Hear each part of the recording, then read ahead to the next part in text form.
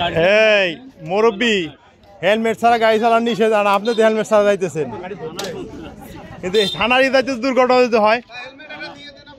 কেন হেলমেট নিলে আপনারা দায়িত্ব নেবেন? হেলমেট ছাড়া বেড়া তো ওরকম ধরে ধরে হেলমেট তারা দিয়ে দিবেন আপনি।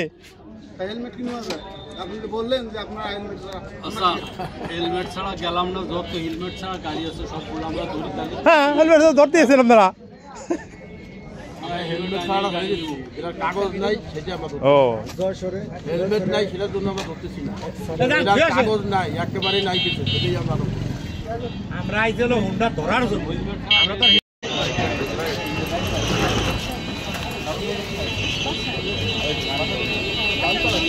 রোজ কি ফাটাই